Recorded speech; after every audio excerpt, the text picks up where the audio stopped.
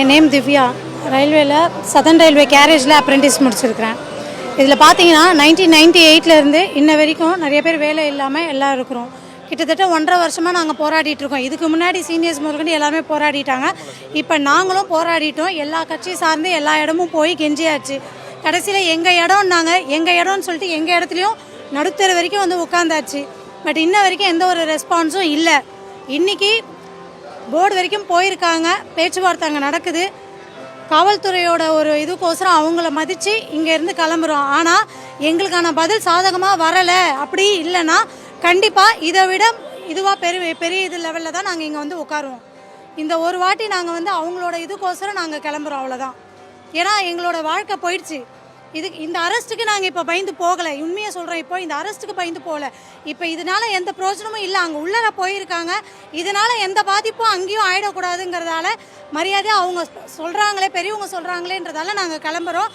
ஆனால் எங்களுக்கான சாதகமான பதில் வரலைன்னா கண்டிப்பாக சொல்கிறோம், இதோட பெரிய லெவலில் கண்டிப்பாக இதே இடத்துல வந்து உக்காருவோம். அன்றைக்கி அரெஸ்ட் பண்ணி போடுங்க, இல்லை சாவடிச்சு போடுங்க, எதையாவது பண்ணி போடுங்க.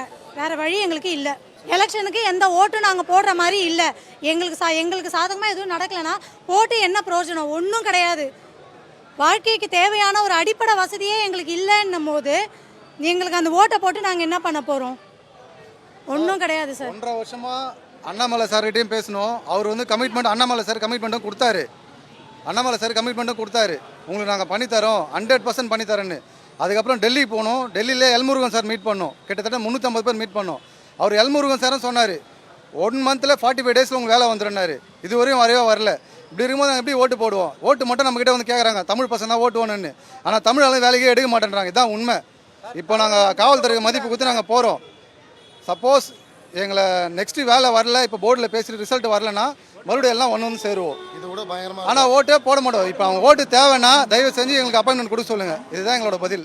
இந்தியாவில் 16 மண்டலம் இருக்குது. 16 மண்டலத்தில் இந்த சென்னை சதர்ன் ரயில்வே மண்டலத்தை மட்டும்தான் ஜிஎம் பவரில் எடுக்கல. மற்ற மண்டலத்தெல்லாம் எடுத்துட்டு எங்ககிட்ட ப்ரூஃப் இருக்குது, எல்லாமே காமிக்கிறோம். பட் எங்களுக்கான பதில் வரல. யாரை கேட்டாலும் இங்கே நீங்கள் டெல்லியில் போய் கேளுங்க. நாங்கள் டெல்லியில் போய் கேட்டால் நீங்கள் உங்கள் ஜிஎம் தான் வேணான்னு சொல்லிட்டாரு, வித்ரா பண்ணிட்டாரு, நீங்கள் அங்கேயே கேளுங்க. நாங்கள் வித்ரா பண்ணிட்டு இங்கேயே கேட்டால் திரும்ப நீங்கள் டெல்லிக்கு தான் போகணும்னு இவர் சொல்கிறாரு. இது வரைக்கும் 6 டைமுக்கு மேலே நாங்கள் டெல்லிக்கு போயாச்சு. எங்களுக்கான பதிலே இல்லை. இப்போது எங்களுக்காக ஓட்டுக்காக மட்டும்தான் நாங்கள் இருக்குமா தமிழ்நாட்டில்? அப்படியாப்பட்ட ஓட்டே எங்களுக்கு வேணாம். எங்களை அதுலேருந்து எடுத்துருங்க. எங்களுக்கு எதுக்கு ஓட்டு? நாங்கள் ஓட்டு மட்டும் போட்டு நீங்கள் நிர்வாகம் செய்யணும். எங்களுக்கு வேலையங்க நீங்கள் கொடுக்க மாட்டீங்க. நாங்கள் எங்களுக்காக மட்டும் கேட்கல, ஓல் இந்தியாவில் நீங்கள் எல்லாருக்கும் கொடுத்துட்ருக்கீங்க, தமிழ்நாட்டில் மட்டும் கொடுக்கல. இதை பார்க்குற தமிழ் ஆள்களும் எங்களுக்கு ஹெல்ப் பண்ணல. எந்த ஒரு கட்சியும் எங்களுக்கு வரல. பரவாயில்ல, நாங்கள் எங்கள் பக்கம் நாய் இருக்குது. நாங்கள் ஆர்டிஓ ரிப்போர்ட் வச்சுட்ருக்கோம். நீங்கள் அந்த ஆர்டிஓ ரிப்போர்ட்டெல்லாம் பாருங்கள். ஆர்டிஐ ரிப்போர்ட்டை பாருங்கள். நீங்கள் மற்ற மண்டலத்தில் எல்லாம் 2016 வரைக்கும் ஜிஎம் பவரில் எடுத்திருக்காங்க. இங்கே மட்டும் எடுக்கல. இது நாங்கள் கேட்கும்போது உங்களுக்கு அநீதி நடந்திருக்கு அப்படின்றாங்க. அநீதி நடந்திருக்கு, நீங்கள் ஸ்டேட்மெண்ட்டாக கொடுங்க. நாங்கள் எங்கே போய் கேட்டுக்கணுமோ கேஸ் போட சொல்கிறாங்க. சரி, கேஸ் போனால் இது ஆல்ரெடி 20 வருஷம் பெண்டிங்கு. சிவில் கேஸில் தள்ளிட்டு இன்னொரு 20 வருஷம். இன்றைக்கி எனக்கு 42 வயசு. நான் என்ன கேஸ் போட்டு என்ன பண்ணுறது? 62 வயசில் எனக்கு வேலை கிடைக்குமா? இன்றைக்கி ஆர்ஆர்பி கால்பர் விட்டுருக்காங்க. 41 வயசு இவங்களுக்கு. இது போட்டாக்கா ஆன்லைனில் ரிஜெக்ட் வருது. அப்ரெண்டிஸாக படித்த நீங்கள் 20% கோட்டாவில் கொடுத்து உள்ளே போனால் எங்களுக்கு இதுவே வரல. எக்ஸாமுக்கான ஆள் என்ட்ரே வரல, எலிஜிபிளே இல்லை. எங்களை எப்படி சிசிஏ கோட்டாலேருந்து எடுப்பீங்க? மற்ற மண்டலத்துலலாம் 2016 வரைக்கும் முடிச்சுட்டாங்க. அவங்க எலிஜிபிள். அவனுக்கு இப்போ தான் 36 வயசு. அவன் வந்து உள்ளே போகலாம். இது ஆர்டிஐ ரிப்போர்ட். இது மற்ற மண்டலத்துலலாம் 2021, 11 இதிலலாம் எடுத்திருக்காங்க.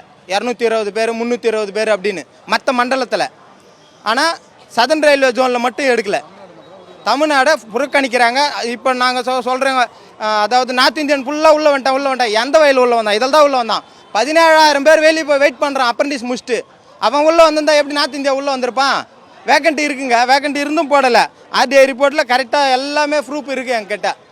இது ஐசிஎஃப்பில் 1998 இருக்குது. அவருக்கு சராசரியாக 25 வயசில் அப்ரெண்டிஸ் முடிச்சிருந்தா இன்றைக்கி அவருக்கு 45 வயசு. நீங்கள் 20% கோட்டா கொடுத்துருக்கீங்க. 39 வயசுக்கு மேலே போட முடியல. நாங்கள் எப்படிங்க போடுவோம்?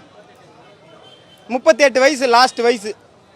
இப்போ நாங்கள் எப்படி அந்த ஆர்ஆர்பி அப்ளை பண்ணுவோம்? ஆனால் மற்ற மண்டலத்திலலாம் இப்போ தான் அவனுக்கு 32 வயசு ஆகுது. இன்னும் 6 ஆர்ஆர்பி அட்டன் பண்ணலாம். நாங்கள் அட்டன் பண்ணவே முடியல. செய்திகளை உடனுக்குடனும் துல்லியமாகவும் தெரிந்து கொள்ள சப்ஸ்கிரைப் பண்ணுங்க.